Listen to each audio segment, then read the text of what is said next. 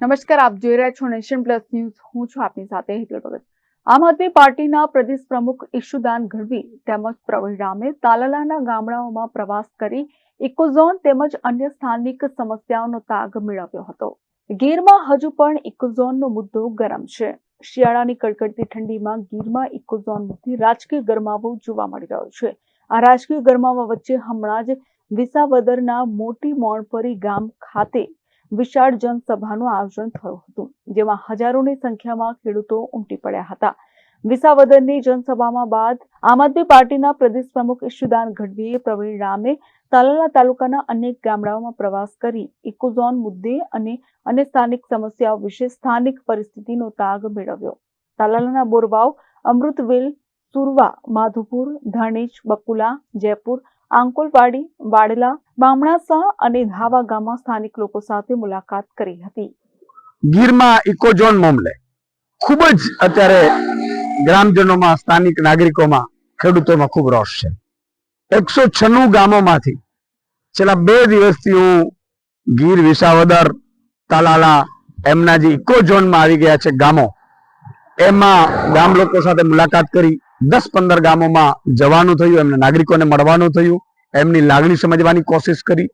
ત્યારે એટલી વસ્તુ સ્પષ્ટ છે કે ઇકોઝોન એ કોઈ પણ પક્ષનો કાર્યકર્તા હોય, કોઈ પણ વયનો હોય, એ માતા, બેન, દીકરી હોય કે પછી વડીલ હોય, સૌ લોકો ઇકોઝોનથી ખૂબ નારાજ છે। મારી સરકારશ્રી પાસે વિનંતી છે કે ઇકોઝોન મામલે ફરીથી વિચારણા કરવામાં આવે।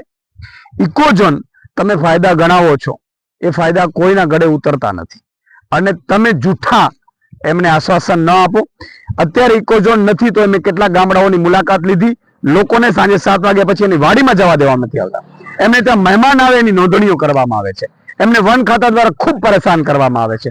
ત્યારે આપણે કઈ લોકશાહીમાં જીવી રહ્યા છીએ? અંગ્રેજો પણ આવું અત્યાચાર નહોતા કરતા।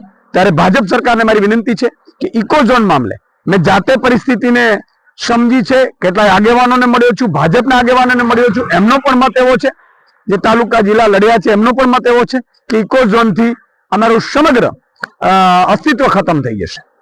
એટલે ફરીથી વિચાર કરવામાં આવે અને જો નહીં કરવામાં આવે આગામી સમયમાં તો આમ આદમી પાર્ટી અને અમારા આગેવાન પ્રવીણભાઈ રામની આગેવાનીમાં ત્યાં જલદ આંદોલનો આગામી સમયમાં પ્લાન કરવામાં આવશે, જ્યાં દિલ્હીથી પણ જો જરૂર પડે તો અમારા નેતાઓને બોલાવવામાં આવશે।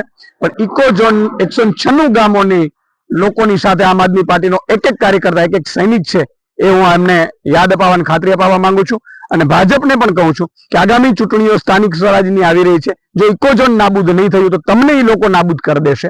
એટલે તમારે રાજકીય રીતે પણ જો અસ્તિત્વ ટકાવી રાખવું હશે તો 196 ગામોમાં જે અત્યારે પરિસ્થિતિ વિકટ છે અને આગામી આ 389 ગામોમાં તમારો જે લઈ જવાનો પ્લાન છે, મેં સાંભળ્યું છે કે કેટલાક ઉદ્યોગપતિઓ, નેતાઓએ મિલીભગત પણ કરી છે, આ તમામનો ભાજપ હોય કે ભાજપના નાગરિકોનો ત્યાંથી બહિષ્કાર થવાનો છે જો આગામી સમયમાં ઇકોઝોન જો નાબૂદ ન કર્યો તો। Mahesh Dodiya, nation plus news, Gir Somnath. સમાચારોના સતત અપડેટ મેળવવા માટે અમારી નેશન પ્લસ ન્યૂઝની યુટ્યુબ ચેનલને સબસ્ક્રાઇબ કરો, બેલ આઇકન દબાવો અને જોડાયેલા રહો ફેસબુક, ઇન્સ્ટાગ્રામ અને ટ્વિટર પર।